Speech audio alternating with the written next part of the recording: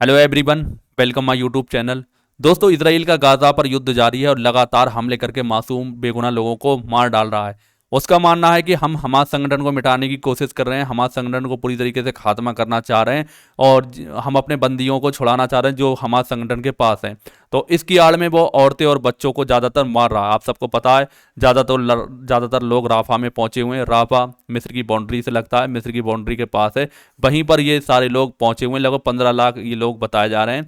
और ये पूरी तरीके से इनके पास घर कुन भी नहीं है और ये कह सकते हैं टेंट वगैरह में रह रहे हैं और इन पर भी फिर हमला कर रहा है। तो जितनी भी बिल्डिंग्स हैं वहाँ पर या हॉस्पिटल्स हैं उन्हें भी निशाना बनाया जा रहा है। और इसराइल के प्रधानमंत्री बेंजामिन नेतन्याहू का इसी लेकर कहना है कि हम जब लोग राफा पर पूरी तरीके से फतह हासिल नहीं कर लेते तब तक हम हमले इसी तरीके से जारी रखेंगे।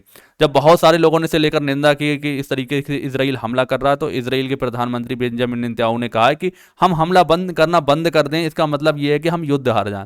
अब उन्हें औरतें और बच्चों से लग रहा है कि हाँ, हम युद्ध हार रहे हैं। बताओ, औरतें और बच्चों को आप लगातार हमला करके, चलो कोई एक दो देश हैं, इनकी भी आर्मी लड़ रही है, इधर से इनकी भी आर्मी लड़ रही है। अगर ये युद्ध हो रहा है तो कोई भी इस चीज़ को नहीं कहेगा कि भले ही किसी बात पर युद्ध होता हो तो इसे लेकर कोई भी निंदा नहीं करेगा कि ये टीम ये आर्मी कमज़ोर है, ये मजबूत है। इस चीज़ को कोई नहीं कहेगा। जब एक आर्मी, एक और मासूम बच्चे, औरतें, डॉक्टर, कर्मचारी या को कह सकते हैं बिल्कुल आम लोग हैं, तो उन पर हमला अगर कोई बंदूकधारी लोग करेंगे तो उसे क्या कहेंगे? नरंसहारी उसे कहेंगे। लेकिन इसराइल के प्रधानमंत्री बेंजामिन नेतन्याहू इस चीज़ की बिल्कुल भी परवाह नहीं कर रहे हैं कि उन्हें कौन क्या कह रहा है। वो लगातार अपने बंदियों की आड़ में कि हाँ, अपने बंधकों को छुड़ाने की कोशिश कर रहे हैं, उसकी आड़ में औरतें और बच्चों को लगातार निशाना बना रहे हैं। और इसे लेकर बहुत सारे देशों ने निंदा की है। अब जो ब्राज़ील के प्रेसिडेंट हैं लूला डिसिल्वा, इनकी ओर से एक बयान जारी किया गया है। इन्होंने क्या कहा है, आप तो पहले आपको बता देता हूँ। Israel president Lula has accused to Israel of committing genocide against Palestinian in Gaza compare its war on besieged enclave with Adolf Hitler campaign with exterminate जॉर्ज during the world war second. तो कहने का मतलब इनका ये है, जो Israel के प्रधानमंत्री जो लूला डिसिल्वा, ये अफ्रीकन यूनियन समिट के दौरान इन्होंने ये बात कही है कि जो इसराइल लगातार गाजा पर युद्ध कर रहा है, जीनोसाइड कर रहा है, यानी कि नरसंहार कर रहा है, एक तरफ से मार रहा है। तो इन्होंने इसकी तुलना किससे की है? होलोकॉस्ट, यानी कि जो हिटलर का जो कैंपेन था यहूदी लोगों के खिलाफ, यहूदी लोगों को मारना, वर्ल्ड वाइड, यानी कि जो विश्व युद्ध हुआ था सेकंड, उसके दौरान उसी उससे इन्होंने तुलना की है। तो लिखा है Brazil Lula compared Israel war on Gaza with Holocaust. तो जब इन्होंने इस बात को कहा है तो इसराइल को पूरी तरीके से मिर्च लग चुकी हैं। इसराइल ने फिर क्या किया, तुरंत इसराइल का जो इसराइल के अंदर ब्राज़ील का राजदूत था उसे तलब किया। उन्होंने बुलाया कि इस तरीके की गुस्ताखी तुम्हारे प्रेसिडेंट द्वारा की गई है और उसे पूरी तरीके से गलत सलत डायलॉग बोले गए हैं। तो इनका यही मानना है। इन्होंने आगे ये भी अपनी बात में कहा, जिस तरीके से यहूदियों को जो हिटलर ने मारा था बिल्कुल उसी तरह से है। और ये औरतें और बच्चों के खिलाफ अगर आप युद्ध इस तरीके से लड़ रहे हैं तो इसे हम एक कह सकते हैं एक जीनोसाइड या नरसंहारी बोलेंगे। तो इस ओर से ब्राज़ील की ओर से कई बार ये प्रतिक्रिया इसी तरह की आ चुकी है और ब्राज़ील पूरी तरीके से फ़िलिस्तीनियों की सपोर्ट में है। और कई बार ये भी कह चुका है जब तक फ़िलिस्तीन पूरी तरीके से एक स्वतंत्र राज्य घोषित नहीं होता तब तक ये मामला चलता ही रहेगा। और इसराइल को ये चाहिए कि फ़िलिस्तीन को एक स्वतंत्र राज्य के रूप में दर्जा दे दे और संधि कर ले। लेकिन इसराइल के जो प्रधानमंत्री बेंजामिन नेतन्याहू, पता नहीं उनके कान में कौन सी क्या हो गया जो इस बात को सोच ही नहीं रहे हैं और लगातार मासूम औरतों और बच्चों पर हमले कर रहे हैं। तो इन्होंने जब इस तरीके की बात कही है तो इसराइल के प्रधानमंत्री बेंजामिन नेतन्याहू भी पूरी तरीके से खौल उठे हैं। तो उनका मानना यह है कि मैं युद्ध कर रहा हूँ, मैं जीतने के लिए कोशिश कर रहा हूँ और मेरा युद्ध चरमपंथी संगठनों के खिलाफ है। लेकिन इन्होंने ये कहा, अगर चरमपंथी संगठनों के खिलाफ है तो आप औरतें और बच्चों को, मासूम लोगों को निशाना क्यों बना रहे हैं? तो ये भी इनकी बात सही है कि औरतें और बच्चे मासूम हैं, तो इन लोगों को, एक आम इंसान है जो जिसकी ज़िंदगी में बहुत बहुत सपने होते हैं, तो उन लोगों को निशाना बनाया जा रहा है। तो इस तरीके का नहीं होना चाहिए। अगर तुम्हारा किसी भी, मान लो हमास संगठन ने अगर तुम्हारे संग गलत करा तो आप उससे लड़ सकते हैं। तो इस तरीके की बातें बिल्कुल भी नहीं होनी चाहिए। तो जब इन्होंने इस तरीके की बात कही है तो इसराइल के ने इनके जो राजदूत हैं उन्हें तलब किया है और बुलाया, इस बात की निंदा की है कि आपकी ओर से, आपके देश की ओर से इस तरीके का बयान आया है जो हमारे लिए काफ़ी शर्मनाक बात है। दोस्तों, अगली अगली खबर की बात करें तो रसिया के बारे में बात करें। रसिया लगातार, जैसे कि इसराइल गाजा पर अटैक कर रहा है तो अमेरिका सपोर्ट कर रहा है इसराइल को।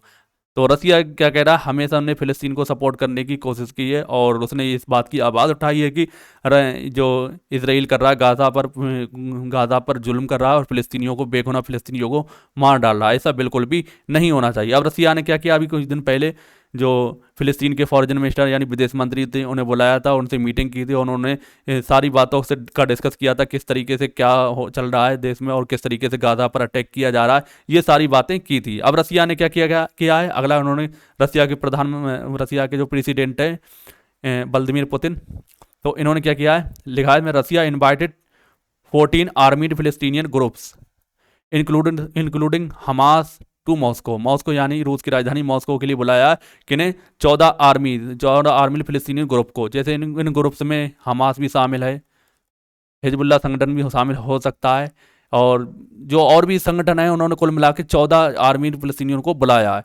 और लिखा, some experts claim that Putin will provide weapon support to Palestinian groups, यानी सम जो कुछ एक्सपर्ट हैं, उन्होंने इस बात की जानकारी दी, इस बात को कहा है कि पुतिन उन्हें क्या करेंगे, खतरनाक हथियार देंगे, यानी लड़ने के लिए हथियार देंगे, किससे, इसराइल से। जब उन्होंने इस तरीके का बहुत सारे लोगों ने, बहुत सारे एक्सपर्ट ने इस बात की अंदाज़ा लगाया, तो तरह तरह की कमेंट्स आने लगे, तरह तरह की बातें आने लगी, तो सब रूस को बताने लगे रूस भी एक पूरी तरीके से आतंकवादी देश बन चुका है और लगातार युद्ध के लिए बातें कर रहा है। लेकिन कुछ लोगों ने इसे एक सपोर्ट में भी कहा कि जब अमेरिका, यूएसए, जब अमेरिका क्या कर रहा है, अमेरिका लगातार इसराइल को क्या भेजने निकल रहा है, युद्ध का सामान भेज रहा है लड़ने के लिए, तो जब रूस भेजेगा तो इसमें कोई बड़ी बात नहीं है, यानी जो काम अमेरिका कर रहा है तो वो रूस करेगा, तो फिर अमेरिका और रूस दोनों ही आतंकवादी माने जाएंगे, दोनों ही बुरे काम करते माने जाएंगे। अगर मान लो केवल रूस ही ये कहता कि हाँ हमास संगठन है या और जो 14 बताए जा रहे हैं, 14 ग्रुप्स हैं, 14 अलगवादी संगठन हैं, इन संगठनों को हथियार प्रोवाइड कराता और अमेरिका पूरी तरीके से क्या करता, इसराइल को सपोर्ट करता, इसराइल से कहता कि हाँ संधि करो और पूरी तरीके से मनाने की कोशिश करता, तो आप कह सकते हैं कि रूस गलत कर रहा है। दोस्तों, जब रूस इस तरह से कर रहा है तो अमेरिका को इसमें कोई भी इन्वॉल्वमेंट नहीं करना चाहिए कि रूस गलत कर रहा है। तो जो अमेरिका के सपोर्टर हैं तो वो कह रहे हैं कि रूस युद्ध लड़ाने की कोशिश कर रहा है, जो दुनिया में अशांति फैलाने की कोशिश कर रहा है, यानी कि वर्ल्ड वार 3 का पूरी तरीके से इंतजाम कर रहा है। लेकिन बहुत सारे इसी बात को लेकर कह रहे हैं, जब अमेरिका इस तरह की हरकत कर रहा है तो अमेरिका से दुनिया वाले कुछ नहीं कह रहे हैं, और रूस इस तरह से कर रहा है तो बहुत सारे लोग आवाज़ उठा रहे हैं। अब एक बात इसमें और निकल कर आती है कि मान लो अमेरिका है, अमेरिका सपोर्ट किसे कर रहा है, इसराइल को कर रहा है, इसराइल को लगातार हथियार प्रोवाइड करा रहा है, और इसराइल इसका यूज़ किस में कर रहा है, मासूम बच्चे औरतों को मारने के लिए, मतलब बेगुनाह लोग ज़्यादातर मारे जा रहे हैं। अब रूस क्या करेगा, रूस हमास संगठन हो या फिर 11-14 संगठन और बताए जा रहे हैं, इन संगठन को अगर हथियार प्रोवाइड कराता भी है तो इनका काम क्या होगा, इनका काम होगा जो कह सकते हैं मासूम लोग मारे जा रहे हैं इन्हें बचाने के लिए कोशिश करेगा। अब एक हिसाब से देखा जाए तो ये रूस पूरी तरीके से सही कर रहा है, लेकिन अगर समाज की दृष्टि से देखा जाए युद्ध गलत बात है, इसमें संधि के लिए होना चाहिए। अब देखना ये होता है इसे लेकर क्या फैसला होता है, और अभी तक इस बात के जो अंदाज़ा लगाया जा रहा है कि पुतिन उन्हें खतरनाक हथियार देने वाले हैं, लेकिन अब जब ये बात पूरी तरीके से क्लियर होगी तभी पता लग पाएगा ये मामला क्या है। अगली खबर की अगर हम बात करें तो इसमें लिखा है, US conducted 5 self defence strike in हौती control areas of Yemen military says.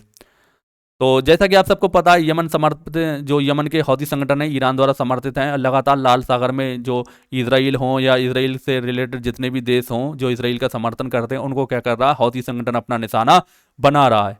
तो अब यूएस की ओर से यानी अमेरिका की ओर से इस बात को बताया गया है कि 5 उन्होंने सेल्फ डिफेंस में क्या कहा, हौती संगठन पर हमला किया, यानी सेल्फ डिफेंस जो हौती कंट्रोल्ड एरियाज में उन्होंने क्या किया है, ये स्ट्राइक किया है।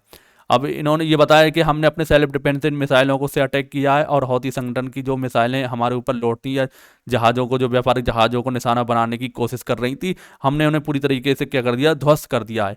इस बात की जानकारी अमेरिकी सेंट्रल कमांड द्वारा भी दी गई है, आपको दिखा भी दूँ तो आप देख पाएंगे, फरवरी 17 summary of Red Sea activities between the time दे रखा है, और successfully conducted 5 self defence strike against 3 mobile anti ships cruise missile on unmanned, यानी अनमेंड है, और अंडर वाटर वेसल अनमेंड, बिना आदमी वाली मानव रहित जो मिसाइलें हैं, ये वाटर के अंदर जाएंगी और क्या करेंगी, जो हौती संगठन निशाना बनाए बैठा है हम उससे सेल्फ डिफेंस करेंगे, उनकी मिसाइलों को पूरी तरीके से ध्वस्त कर देंगे। तो यही सब चल रहा है। अमेरिका इस तरीके का सोच ही नहीं रहा है कि उसका नुकसान कितना हो रहा है। अमेरिका लड़ने की कोशिश कर रहा है, और अमेरिका देखा जाए तो एक पावरफुल इंसान मतलब पावरफुल देश है, और इन छोटे मोटे देशों से टक्कर लेकर अपनी बेइज्जती करा रहा है। और अमेरिका की पूरी तरीके से हकीकत सामने भी आ चुकी है। जब इस तरीके से वो हमले कर रहा है तो इसके जवाब में हौथी संगठन भी लगातार अमेरिका के व्यापारिक जहाज़ों को अपना निशाना बना रहा है। दोस्तों, उम्मीद है जानकारी पसंद आई होगी, तो वीडियो को लाइक ज़रूर करेंगे। इसी तरह की जानकारी के लिए आप हमारे चैनल को सब्सक्राइब कर सकते हैं। मिलते हैं दोस्तों हम अगले वीडियो में, तब तक के लिए जय हिंद, जय भारत।